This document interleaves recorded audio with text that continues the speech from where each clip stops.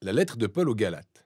Elle a été écrite à plusieurs églises de la région de Galatie, où Paul a séjourné pendant un de ses voyages missionnaires. On peut lire ces histoires dans le livre des Actes. Et c'est animé d'une passion et d'une frustration profonde qu'il a rédigé cette lettre cruciale. En voici le contexte. La chrétienté a commencé tout d'abord sous la forme d'un mouvement juif messianique à Jérusalem. Mais son message s'adressait à toute l'humanité et elle s'est donc rapidement répandue hors des frontières d'Israël. Au temps où Paul était missionnaire, il y avait autant de juifs et de non-juifs dans le mouvement pour Jésus. Et cela a déclenché de vives discussions mentionnées au chapitre 15 du livre des Actes. À la base, le peuple de l'Alliance de Dieu se limitait à un seul groupe ethnique, Israël. Et ses membres se différenciaient des autres communautés par leurs pratiques exigées dans la Torah, telles que la circoncision, la nourriture cachère et le respect du sabbat. Selon de nombreux juifs chrétiens, ces non-juifs devaient obéir aux lois de la Torah pour faire réellement partie de la famille de Dieu. Du coup, certains de ces chrétiens non-juifs ont fini par se rendre dans les églises de Galate. Ils dénigraient Paul et exigeaient la circoncision de tous les hommes de la communauté chrétienne non-juive. Alors, parmi eux, plusieurs se sont fait circoncire. Quand Paul l'a découvert, il a eu le cœur brisé, s'est mis en colère et a rédigé cette lettre en conséquence. Il commence par rappeler aux Galates l'essentiel du message de l'Évangile sur le Messie crucifié. Il explique ensuite que cet évangile est la base à partir de laquelle est créée la nouvelle famille multiethnique de Jésus et d'Abraham. Puis il montre comment il transforme véritablement le peuple par la présence et la puissance de l'Esprit. Il exprime clairement sa désagréable surprise de constater que les Galates ont adopté un évangile différent de celui de Christ. C'est celui prôné par les chrétiens qui dénigrent Paul et exigent la circoncision. Paul défend donc l'authenticité de son message ainsi que son autorité en tant qu'apôtre. Il a été mandaté par Jésus ressuscité en personne pour gagner le monde des non-juifs.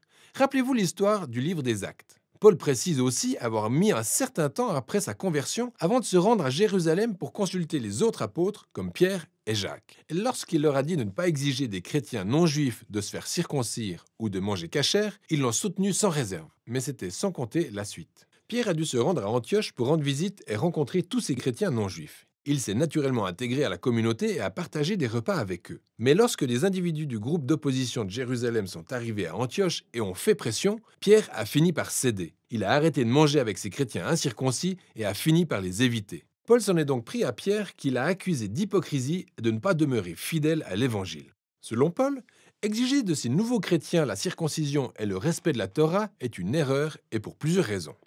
Tout d'abord, parce que ça revient à trahir l'Évangile où, selon ses propres termes, les gens ne sont pas justifiés par les œuvres de la loi, mais plutôt par leur foi en Jésus-Christ. Et nous avons foi en Jésus-Christ.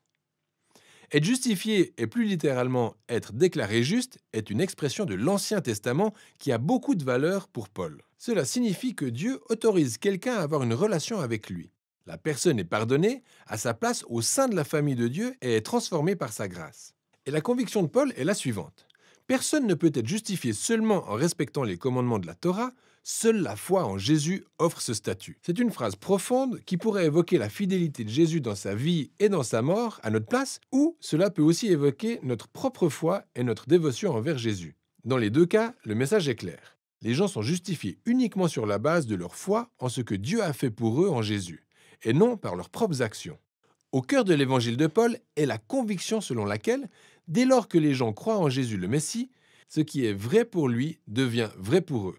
Sa vie, sa mort et sa résurrection deviennent les leurs. Ou, selon ses propres termes, j'ai été crucifié avec Christ, et ce n'est plus moi qui vis, mais c'est Christ qui vit en moi. Et ma vie d'homme, je la vis maintenant dans la foi au Fils de Dieu, qui m'a aimé et s'est livré à la mort pour moi. Ainsi, la raison pour laquelle une personne peut prétendre avoir une relation avec Dieu ou appartenir à la famille d'alliance de Jésus n'est pas parce qu'elle aura respecté les lois de la Torah, mais uniquement sur la base de ce que Jésus a fait pour elle et dont elle aurait été incapable ou par ses propres moyens. Maintenant, cette compréhension profonde de ce que Jésus a accompli est absolument déterminante sur le processus d'intégration à la famille d'alliance de Dieu, ainsi que sur le quotidien de chaque membre de cette famille.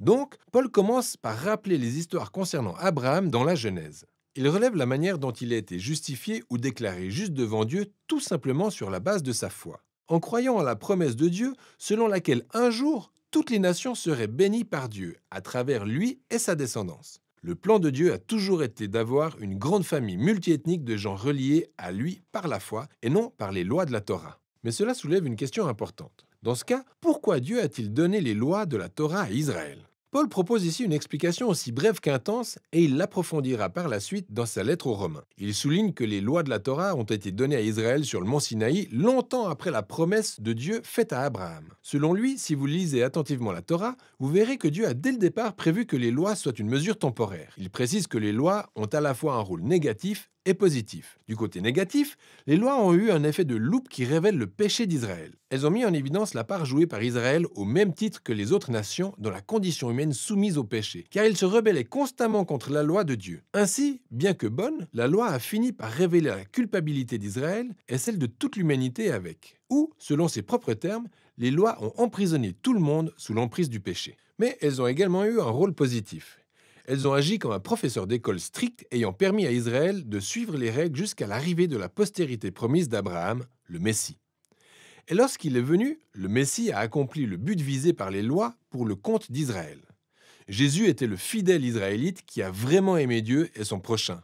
Et en tant que roi d'Israël, il est mort en se chargeant lui-même de la malédiction et la conséquence des défaillances d'Israël, pour apporter la rédemption. Et maintenant, à travers Jésus, la postérité d'Abraham, la bénédiction de Dieu, s'étend à toutes les personnes indépendamment de leur origine ethnique, de leur statut social ou de leur genre. Selon Paul, exiger des chrétiens non juifs le respect de la Torah n'a absolument aucun sens. Cela revient à agir comme si Jésus n'avait pas accompli la promesse de Dieu ou n'avait pas pardonné nos péchés. C'est renier la nouvelle liberté acquise pour nous à travers Jésus et le don de l'Esprit, en plus de limiter la promesse et la bénédiction de Dieu à une seule famille et une seule origine ethnique. Mais comme les opposants à Paul pourraient le faire remarquer, les lois de la Torah sont un guide de référence pour mener une vie conforme à la volonté de Dieu. Comment les chrétiens non juifs la prendront-ils dans ce cas? La réponse de Paul dans les chapitres 5 et 6 décrit comment la présence transformatrice de Jésus par l'Esprit en est la clé. Les lois de la Torah sont bonnes et sages, affirme Paul. En effet, elles peuvent être résumées, comme Jésus l'a fait, par le commandement d'aimer son prochain comme soi-même. Mais ces lois, aussi bonnes soient-elles, ne donnent pas à Israël la capacité de leur obéir. En revanche, la bonne nouvelle, c'est que Jésus a accompli les lois à notre place. Et maintenant, il vit en nous par son esprit, transformant son peuple en nouveaux humains qui accomplissent la loi en aimant leur prochain. Paul poursuit donc en contrastant l'ancienne humanité et la nouvelle. Les habitudes liées à l'ancienne humanité sont évidentes. Ce sont des comportements qui déshumanisent les gens, puis détruisent des relations et des communautés entières. Et tandis que les lois de la Torah interdisaient ces comportements, Jésus les a mis à mort en les clouant à la croix. Et lorsqu'une personne croit en Jésus et vit en s'abandonnant à l'Esprit, la vie de Jésus devient la sienne, ce qui génère ce que Paul appelle le fruit de l'Esprit. C'est le mode de vie de Jésus qu'il souhaite reproduire dans sa famille afin qu'elle devienne un peuple d'amour, de joie, de paix, de patience, de bonté, de bienveillance, de fidélité, de douceur et de maîtrise de soi. Mais selon Paul, ce fruit ne pousse pas tout seul et doit être cultivé comme l'est un véritable fruit. Ou pour reprendre ses propres termes, si nous vivons par l'Esprit, marchons aussi selon l'Esprit. Cela requiert d'être intentionnel. Nous devons apprendre à faire disparaître nos vieilles habitudes en cultivant les nouvelles, et ce faisant, nous serons guidés par l'Esprit à mesure que Jésus remodèle notre esprit et nos cœurs pour faire de nous des personnes qui aiment Dieu et leur prochain. Et de cette manière, le peuple de Jésus accomplit ce que Paul appelle la loi du Christ.